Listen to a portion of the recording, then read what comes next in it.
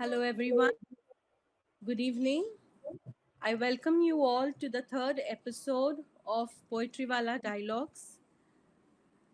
Today is the third episode of the first series which we are having, which is dedicated to the Poetry Connection India Wales project of literature across frontiers for the 70th anniversary of India's independence and part of India Wales, which is a season of artistic collaboration between the two countries to mark the UK India Year of Culture to 2017. And it has been supported by Wales Art International and British Council Wales. Poetrywala has published a set of 5 wonderful books of poetry under this collaboration, which involves 10 poets.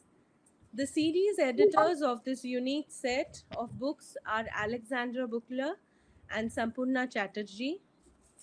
Our third episode will be focusing on the book A Different Water by Siân, Dafydd, and Anitha Thamp. I will introduce the two poets. Yeah, here is the book.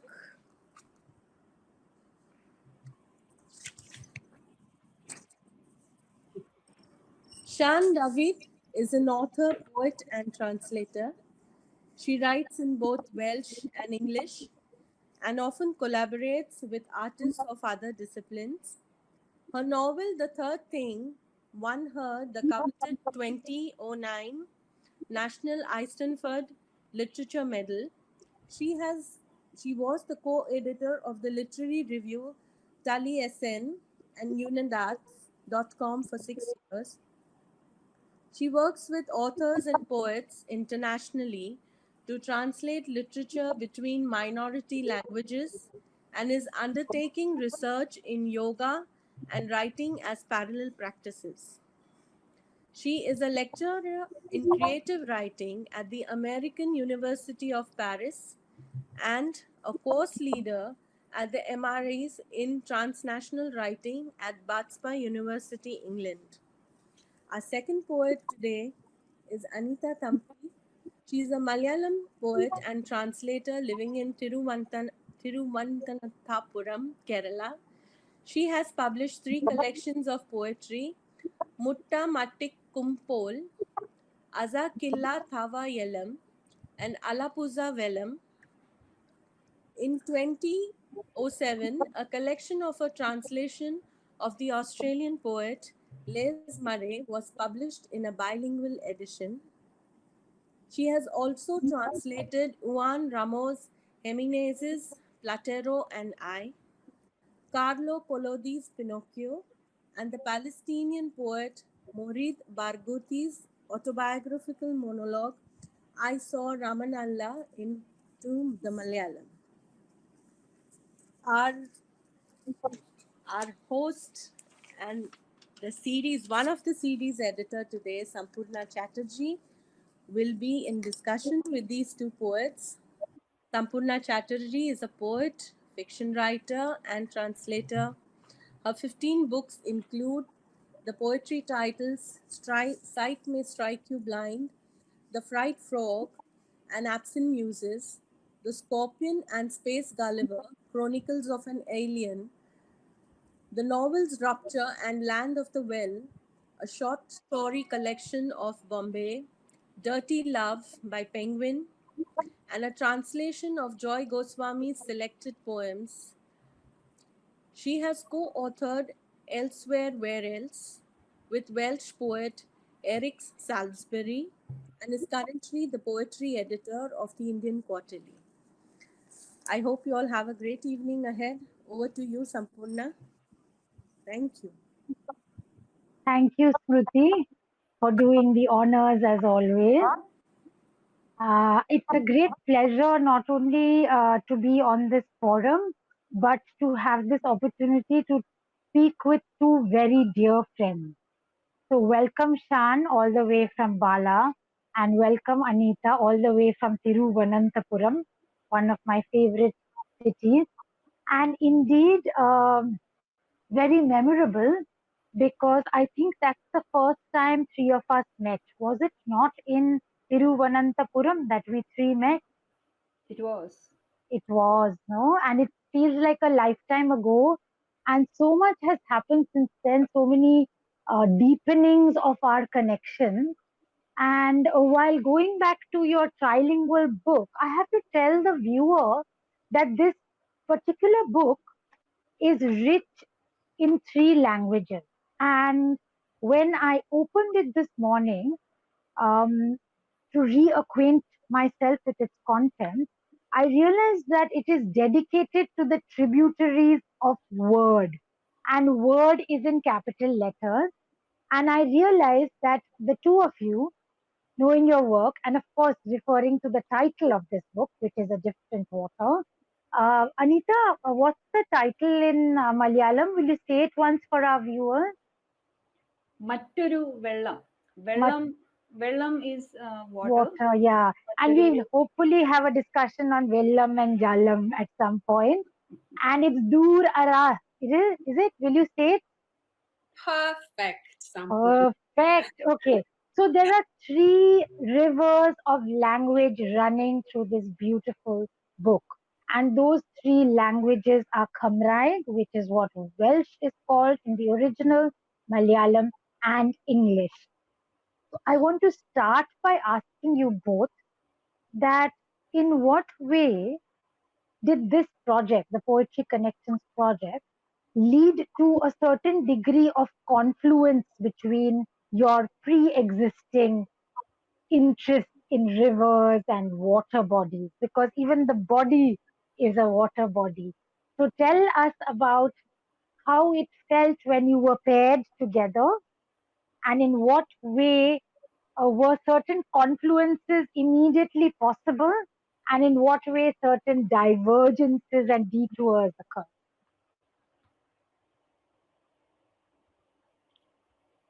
Do you want to So, go first?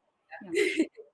um, Shall I go? Okay. Please. So, Sampurna, you said it so well already. A little bit of background. So, the novel, Atrudy's Peth, the third thing which was referred to earlier on, my first novel is about a man who believes that he owns a river, which is not possible in this country. But he interprets it, and he interprets that in so many ways of ownership and care and guardianship and love. Um, and Anita and I found through conversations, going back to that wonderful dreamy occasion in 2011 when we first met by the sea, that our conversations were naturally coming back to our family histories and our own feeling of just being drawn to bodies of water. And then the third time that I came over to India to work with Anita, I was pregnant, and so this idea of the water body was just a little impossible to avoid as well, because my water was responding very differently to the environment, to life, to the climate, to all sorts of things. And there was a sort of slowness and a need to listen to that at a very different vibration in the time when we focused on this. But this doesn't feel like it's the end of anything. There you have another sort of water metaphor that it's just a continual flow. And I feel like we're just still learning, still responding to new things. I keep on turning back to various notebooks about our various encounters. and Anita, Yes, Sampurna and Shan, hello, how nice to see you and sit together and talk like this again. Uh, like she said, it's a 10-year-old, almost 10-year-old connection. We started end of 2011. We all met in a translation workshop in Trivandrum, which was again hosted by LAF, I recall. And we were actually spending time together, reading each other, translating each other, and then then this project was not it had not realized at that time. So what attracted me, I loved the way her poems captured the nuances of everyday activities of rural life, like like folding blankets in summer. You will remember that poem, no? I loved it. or cutting fish, or about imaginary wild creatures, wild cats, she said, killing farmers hens in the night, and so on, which were also in one way or other part of my childhood memories. And I come from the land of water. In central Kerala, Alappuzha, it's a waterlogged land. I wrote a specific poem, Alappuzha Vellam, uh, about the water, which is a different water, much later, actually 5 years later. But it has always been within me. I am a daughter of a waterlogged land, and at that time she had this work on her river. A man who thought he owned this river, and so both of us had this element in us, and then we were connected through this, and we continued the connection. She joined me. She came to me when I was in Goa. We spent time together exploring, and that's how it took off. Hmm. It's so interesting when you say this is an element, because there it's not only the element in which you all swim in a linguistic sense, but it's also elemental, because I feel that in your work, in your poetry, there is a closeness to the elemental. And it's somehow these notions sometimes in today's modern world feel a bit, sometimes people say, oh, these are a bit obscure.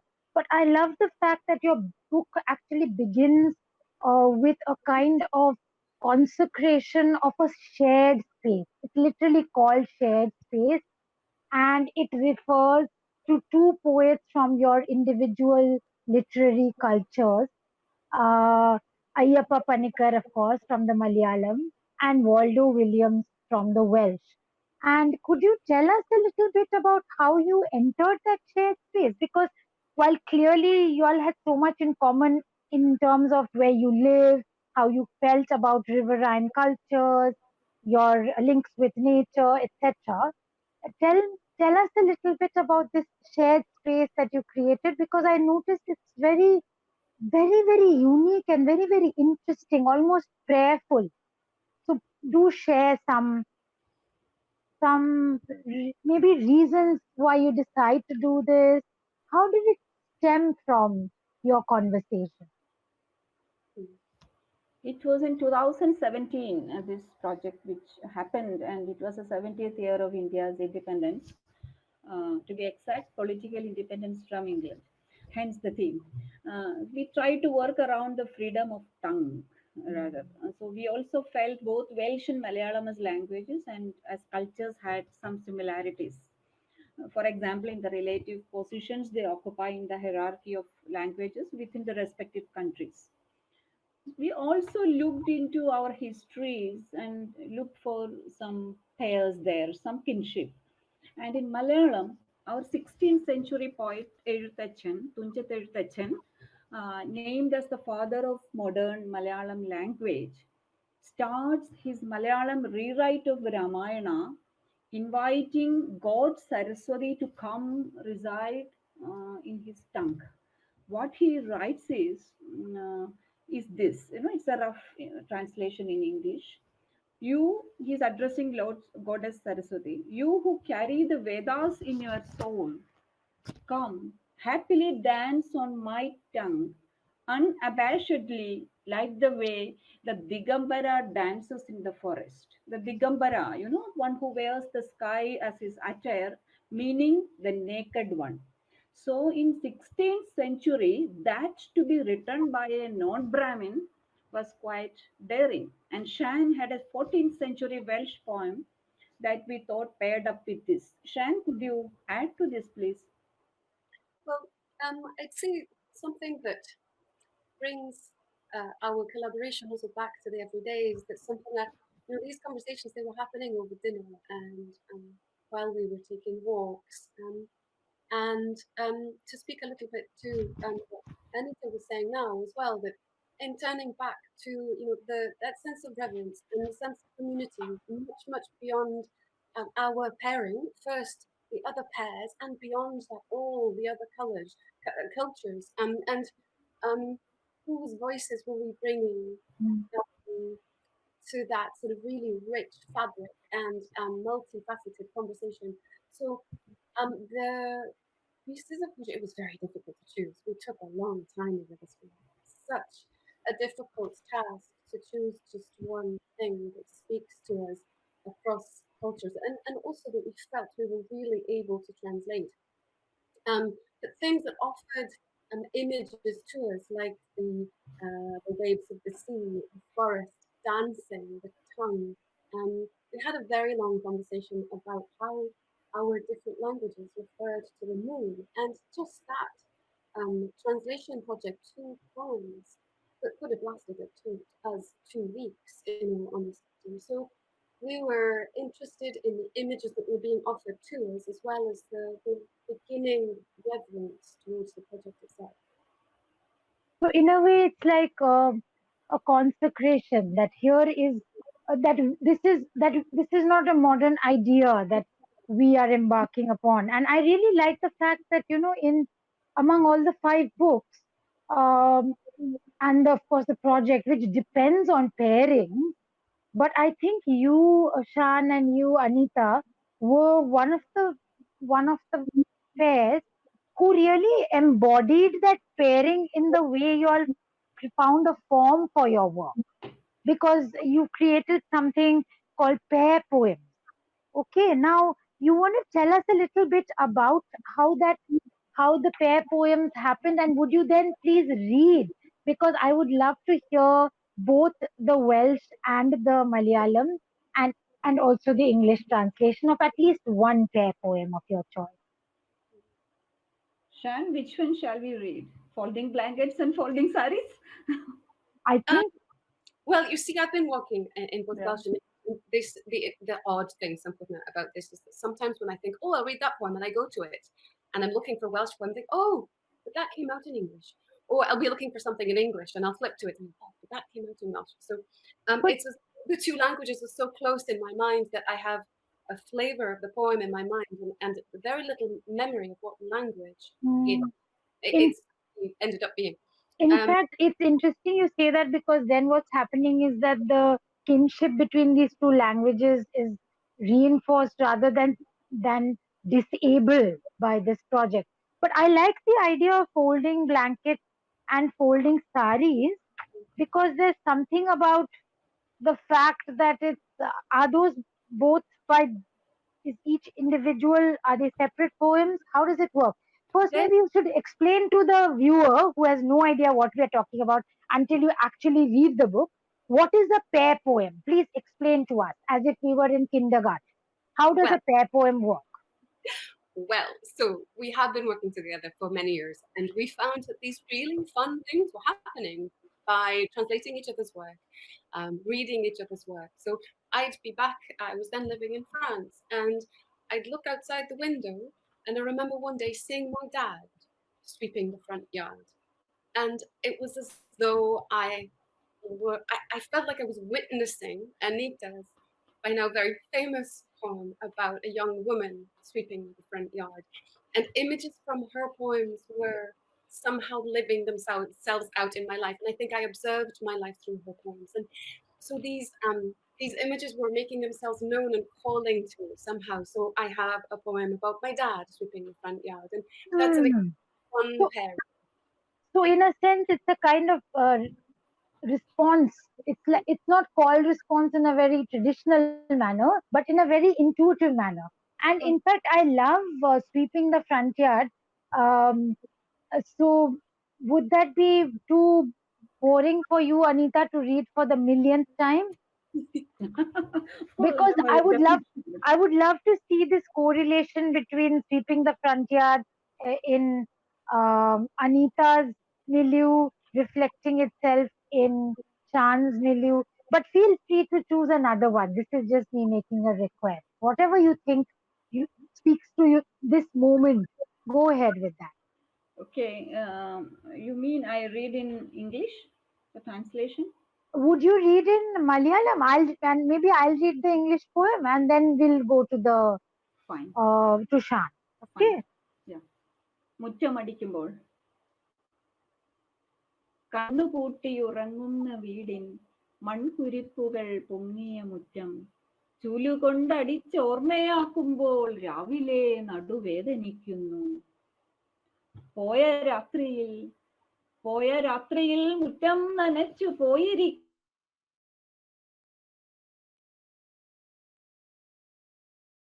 വീടുകൾ വെച്ചു രാവിലെ ഒരു പെണ്ണിൻ കുനിഞ്ഞ പിൻചുവടിന്റെ നൃത്തം കഴിഞ്ഞാൽ ഈർക്കിലി വിരൽ പോറൽ നിരകൾ മാത്രമായി പൊടിഞ്ഞു പരക്കാൻ. തുത്തുനേരം പുലർന്നു വെളിച്ചം വീണു വീടിൻ മിഴി തുറക്കുമ്പോൾ കാൽച്ചുവടും കരിയില പോലും നീങ്ങി എന്തൊരു വൃത്തിയിൽ മുറ്റം. രാവരിച്ചു വന്നെത്തുന്ന പത്രം വാതിലിൽ വന്നു മുട്ടി വീഴുമ്പോൾ ചപ്പുവാരി നിവർന്നവൾക്കിത്ര കാപ്പിമട്ടു കുടിക്കുവാൻ ദാഹം. Beautiful. You know, the English is going to sound very tame after this in my convent school voice. Sweeping the front yard has been translated by another very dear mutual friend of ours, J. Devika, in whose house we spent a very lovely afternoon the first time we met in Trivandrum. So, sweeping the front yard, translated by J. Devika. The back aches as the broom sweeps into memory. At dawn, soil pimples sprouted on the front yard of the house in slumber, eyes deep shut. Perhaps the rain could have eased the ground last night.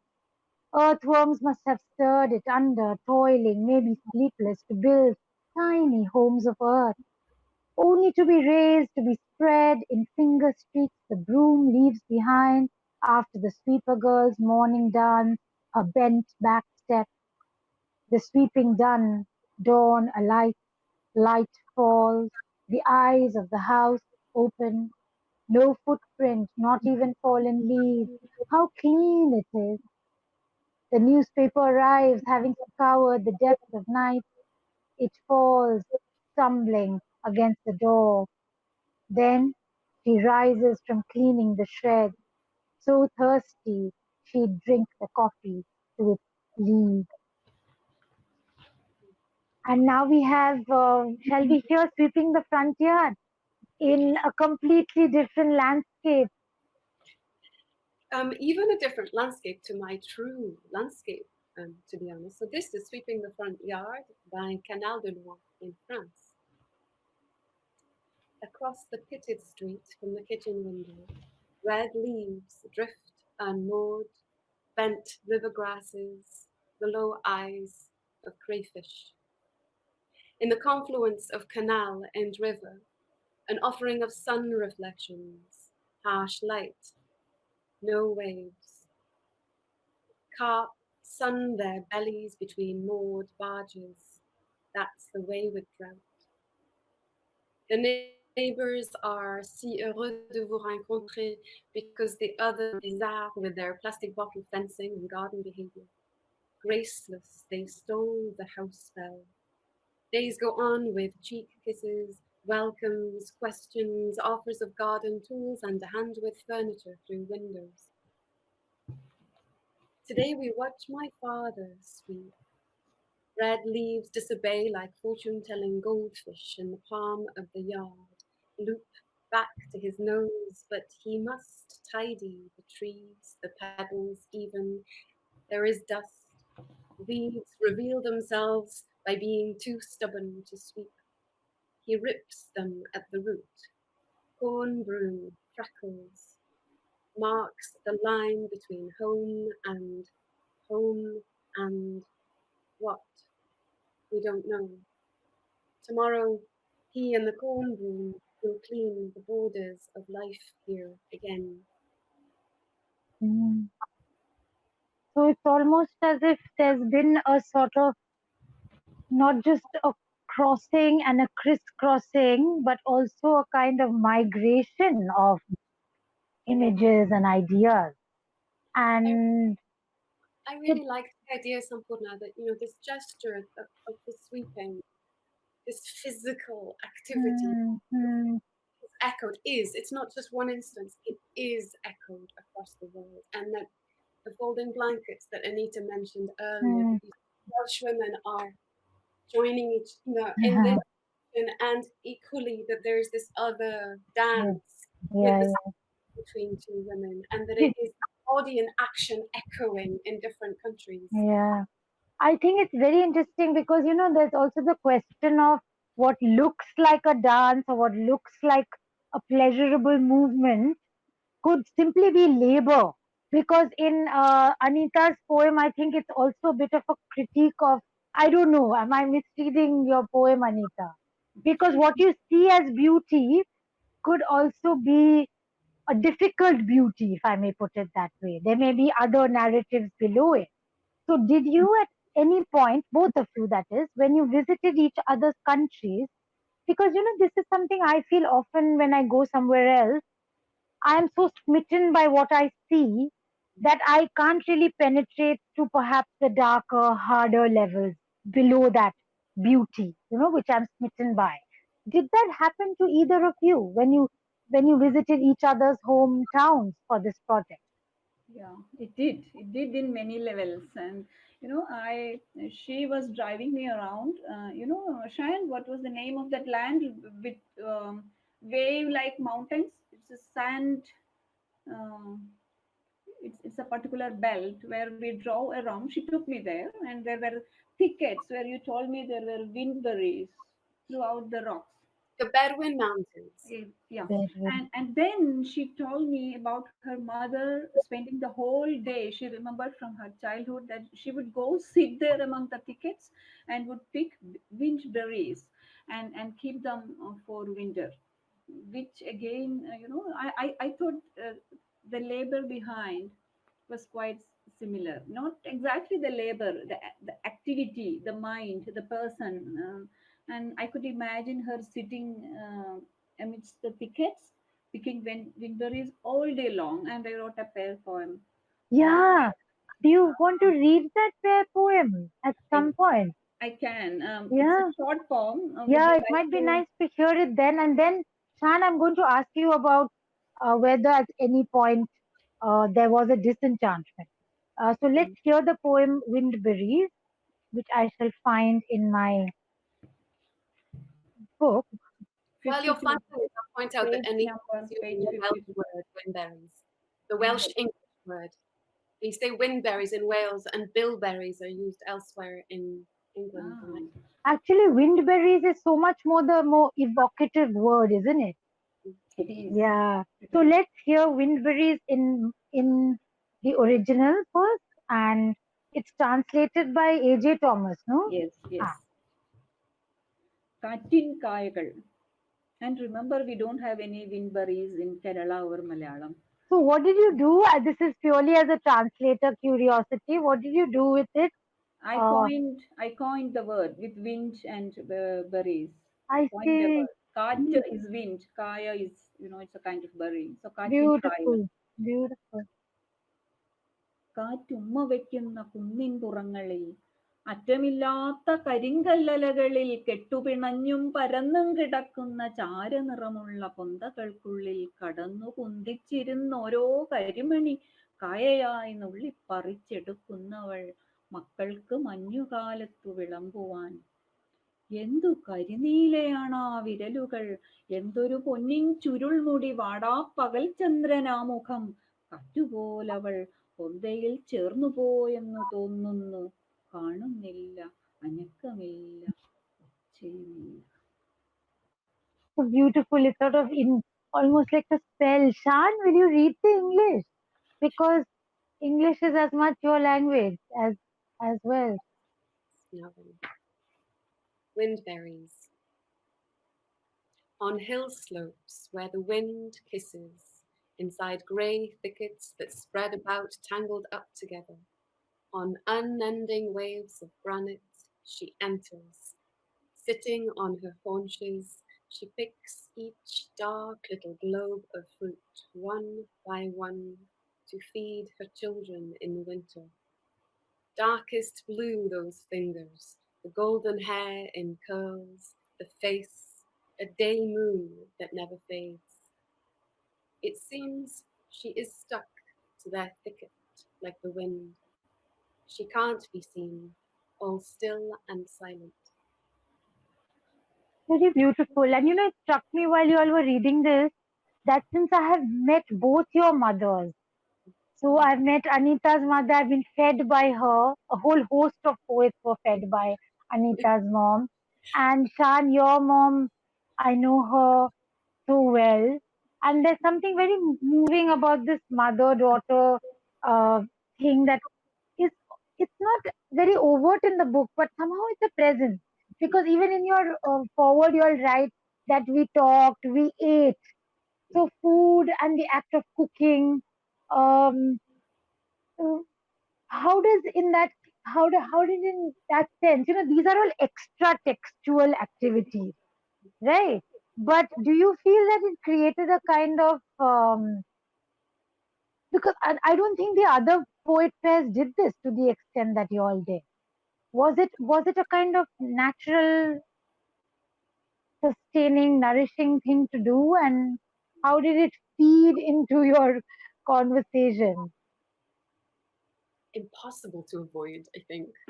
Can you believe I took a pack of powdered moringa powder because it's really good for the body in any case, but especially when you're pregnant. I took this moringa all the way from the UK to Anita's garden where it grew, and then it was used in the kitchen the whole time. And we went to a market where she bought some lotus flowers so I could eat the central part because it makes the eyes of a baby beautiful, apparently. And there was It's a something belief. sacred It's a and belief. Yeah. It always strikes me when I listen to you speak, Shan, that sometimes you sound more Indian, and you feel Indian from the inside outward, like radiating Indian. And I remember it from the first time we ever met, where you really liked those little bananas that we used to get in Trivandrum. And you were crossing the street as if you had been born here, and I was like, watch out, there's a bus coming. So, uh, Anitha, because I haven't seen you in Wales, Anitha, what did you feel like when you landed there and you were suddenly in the middle of Bala? And did you at any point start beginning to feel slightly Welsh, or was it all utterly strange uh, and remained strange and therefore even more interesting? What was it like for you? That's what's quite interesting. It surprised me. In London, it was different. Even in Hay, it was different. But once I reached Bala, you know, uh, I felt at home.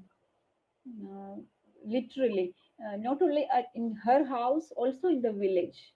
uh, Not that I have seen it before, not that I remembered anything from my previous birth, nothing.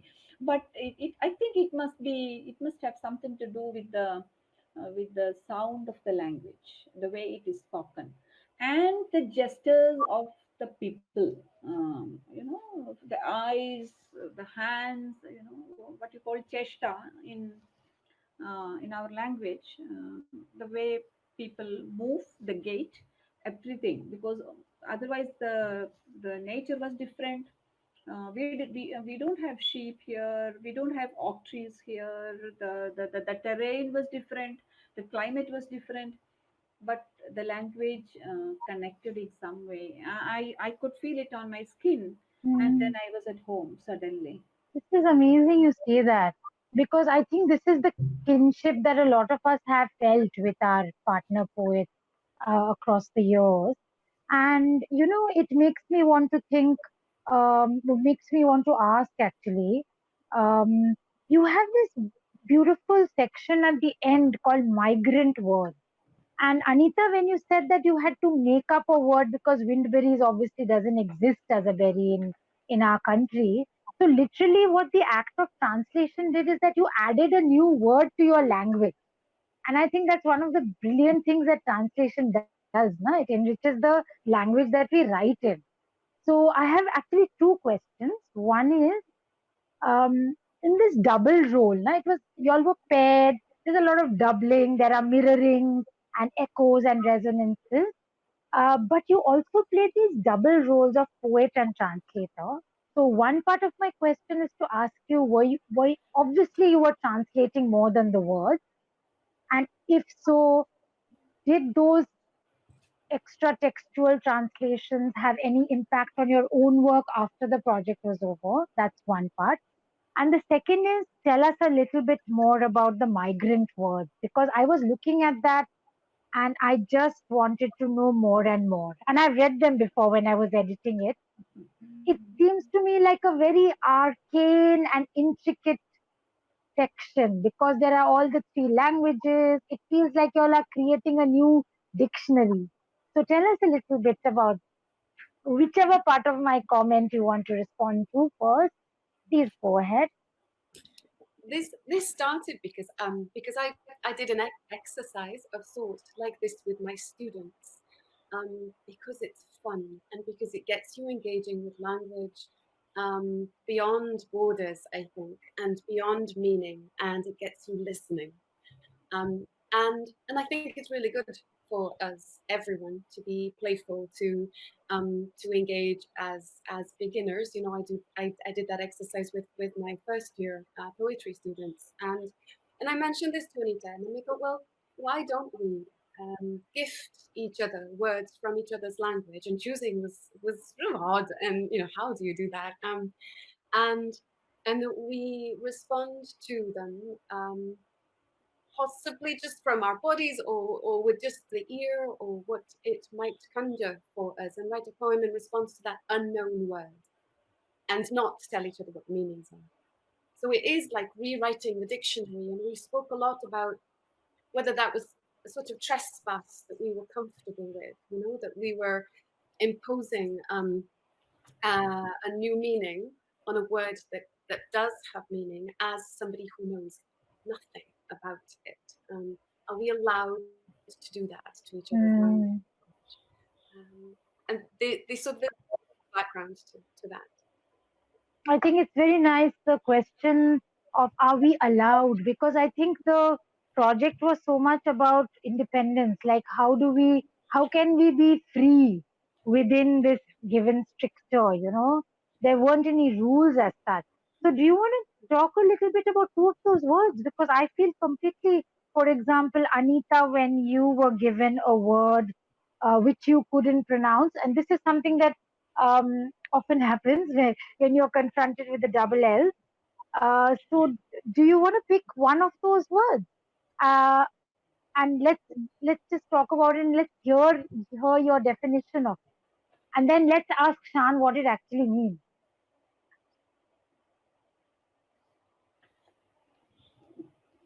So, you want to pick one of those, Shan? Fluid way. Or shall I? Which one? The first one? First one, let's go. Okay, let's go with it. Let's go with all the L's, double L's. Yes. You know, Shan, we were actually, without knowing the meaning of the word, we were listening to the sound, Yes. the feel, we were meditating on the words and then writing what Yes. heard in our mind. That's how it happened. So, will you read to us both the Malayalam as well as the English? Okay. അവൾ പറയുന്നു fluid വേഷ് ഞാൻ കാണുന്നു ആയിരക്കണക്കിന് പറവകൾ പറന്നിറങ്ങുന്ന മൂവന്തി മരം അവരുടെ പകലിന്റെ ചരിത്രം ഇരുന്നുറങ്ങാൻ പോകുന്ന ചില്ലകൾ തലകീഴായി തൂങ്ങിക്കിടക്കുന്ന രാത്രിയുടെ ചിറകടി ഇരുണ്ട ഖേദങ്ങളുടെ ചിരി. It's translated by A.J. Thomas. Who is going to read it? I think you can read it if you like. Yeah, I will. It's Yeah, short. yeah. She says, Fluid, I see the dusk tree where thousands of birds roost, the boughs where their history is going to sit and sleep through, the winged beats of the night hanging upside down, the laughter of dark sorrows. So beautiful. And Shan, what does it actually mean, if I may dare ask? Because now that poets have consecrated it and given it a new meaning, that's clearly the meaning we stay with. But what does the word originally mean? And lucky that it's given that new meaning, I think. So llwydwyth is the hour that we are experiencing in Wales right now. That sort of odd, slightly magical moment when it's neither light nor dark. It's that in between. That was one word Evening. which was caught by the sound of the word in some way. Yeah, isn't it interesting? Because you've got that, the dust Shocking. sea. It's shocking. It's shocking, which actually, it's also shocking and it's exhilarating because I have a feeling sometimes, because as poets, we've gone so far away from the oral sources of poetry towards the inscribed. Uh, but actually, when you hear words, perhaps they are carrying some of their meaning anyway. And when we take away prescribed meaning, perhaps we tune into something deeper. I don't know. This may sound like over mystification, but I just love how intuitively that's come through, no? Yeah. And shall we do a Malayalam word with Shan? So I might do the last one. And Okay. these were written in Welsh, and there isn't an English translation here, Sampurna, but I'm happy to do it just on the spot. I think you should just read it and then we'll find out what the original, yeah, a paraphrase and the original meaning. So this is the last one, and forgive me. Okay, so here we go. Is this correct? Parasparam. Is that Yes, correct? it is. Parasparam. Parasparam. Sydd fel cerdded traff, sydd fel tric hyd, sydd fel teithio 900 milltir yr awr I wlad arall, sydd fel byw bywyd dwbl, sydd fel dweud celwydd, sydd fel dweud stori, sydd fel amser gwely, sydd fel mynd I fyd arall, sydd fel tric hyd, sydd fel cariad. So in English it would be which is like walking a tightrope, which is like a magic trick, which is like journeying 900 kilometers per hour to another country, which is like living a double life, which is like telling a lie, which is like telling a story, which is like bedtime, which is like going to another world, which is like a magic trick, which is like love. Oh, that's beautiful. Which And is like love. And somehow it's also it's like an accordion that opens and closes. You know, the meaning of the word parasparam is mutual. Mutual, yeah. Like if you are Yeah, yeah. talking parasparam, It, you, it communicating. in Bangla also, na, poroshpor is really that. It's like mutuality. And somehow it is like a double. Do you say somewhere it is like a double? well, not In this, leading a double life. a double life. And it's so interestingly, again, mirrored, this doubling, pairing.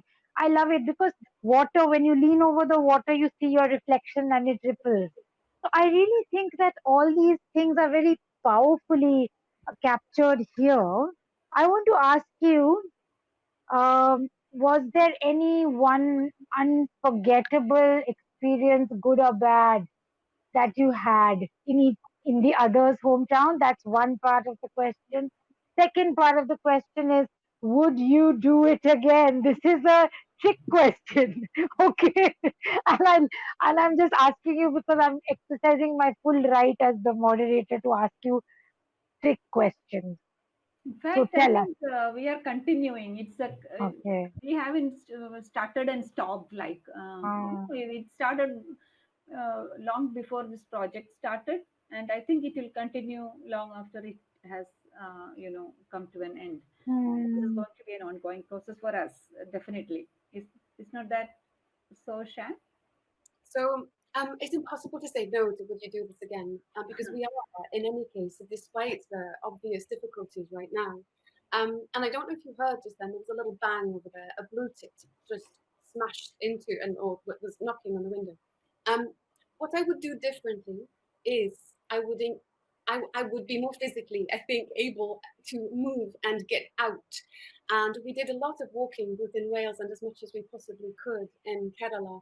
I would get out more. I would get acquainted with the bird life. With you remember my infatuation with the names of the plants on the verge when we were walking, and these kinds of things. And those sometimes words in a language that are unknown even to the people of the language, that are so specific, are really interesting to me. So that there's a deeper place to head towards next time.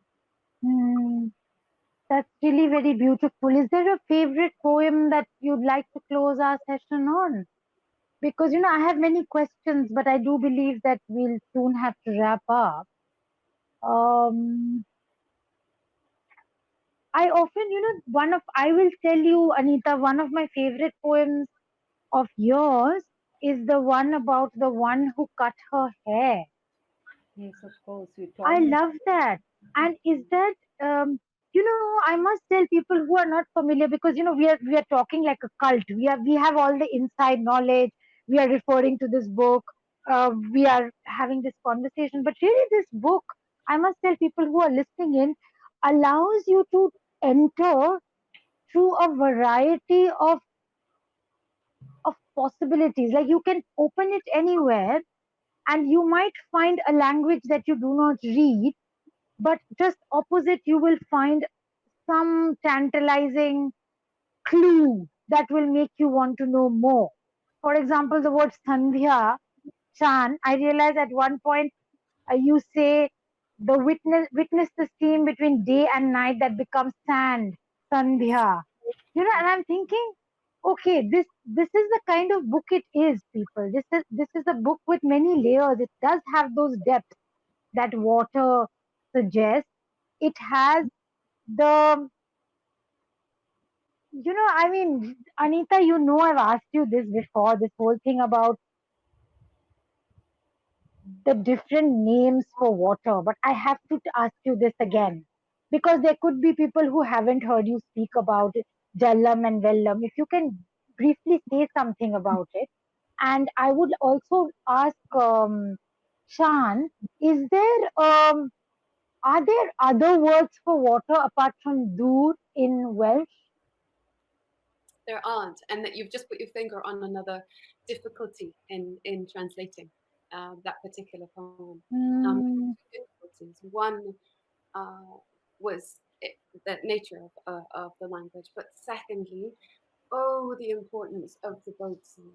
Yes. And the boat song is coming back to so many of my collaborations with India. So the little boy who was born after being in India also daily sings the boat song of another Indian poet and a collaborator of ours, Namta Sagar.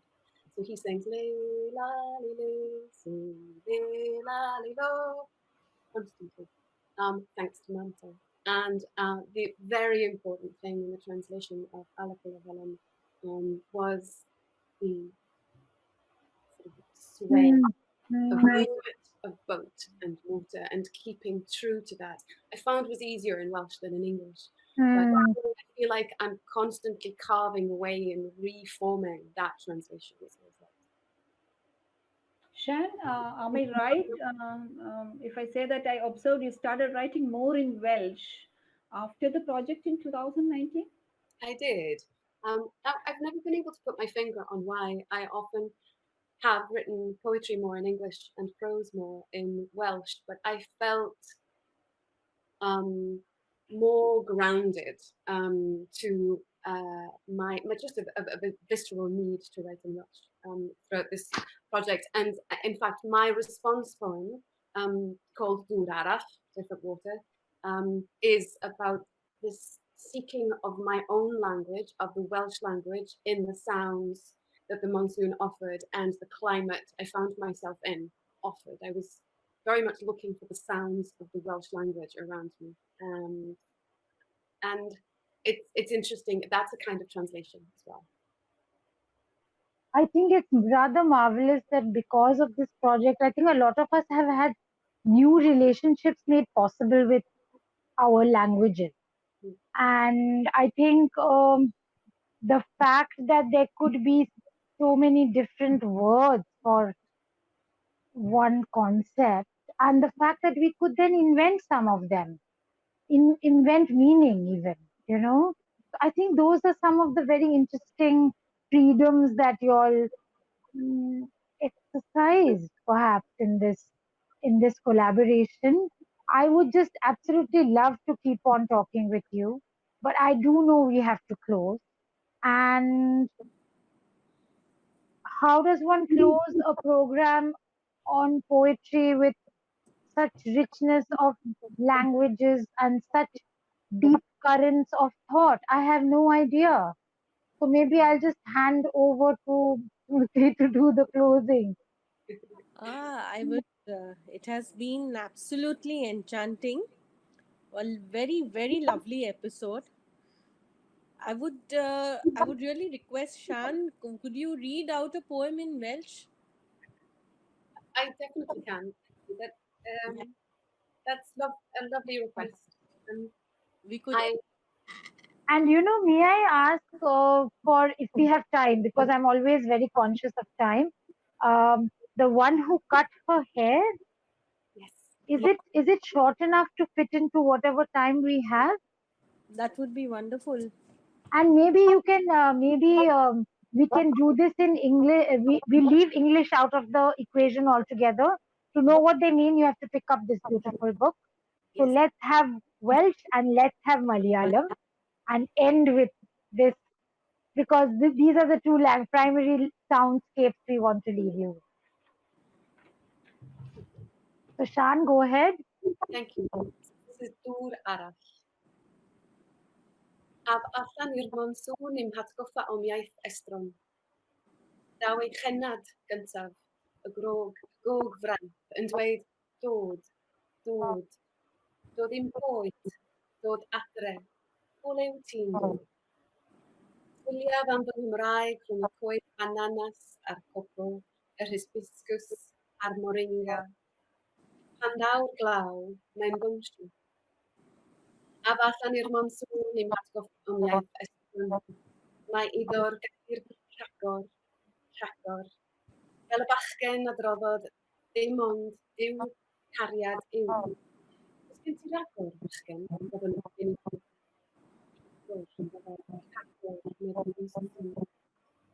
Mae iddo'r ddynes yn dal ati i helpu ei tân, i brigau ei gwallt ar ei heiliau, ei thraed taffu yn y tywod, dweud chwant, chwant. Yma hefyd mae ferch wedi carreg bwch o'r gael, agor ar garreg llygad ac amrannu, a hithau adran a breganu cader, treiglar gair, amma, amma, yn mam, a mam. A fallan i'r monsŵn yn hatgoffa o'n iaith ystron, at ei ugian sanctaidd ei glechu, ei godwm ei dydyn, ei funud, elwch, ei ddagra o gwychonaeth busgus. A fallan i'r monsŵn yn ystron, ei drosglod cefn ei gloi ac enwau mewn twchu tydor. Mae iddo gysll a draed a chwestiynau am beth yw yn hyn. Mae iddo wiciau canwyllain brwch i'r air a phlant cam rhwng y cymylau. A allan i'r monsŵn yn atgoffa o'n iaith estron. Mae'n ysgrifennu pob llwybr a llafn glaswellth. Wthio i'r gawr i'r bwyd. Erlyd sy'n wrth llenwi glywaf ei broedio fel y gwyr ffraeth i gatrau. Ni naw tawelwch hwnnw. A fallan i'r monsŵn yn hatgoffa o'n iaith estron, ac i slaw tu hwnt i'r coed busgus a'r banana, y coco a'r tapioca, heb sŵn, a mae'r môr y bwyd air yn osach dros y tir.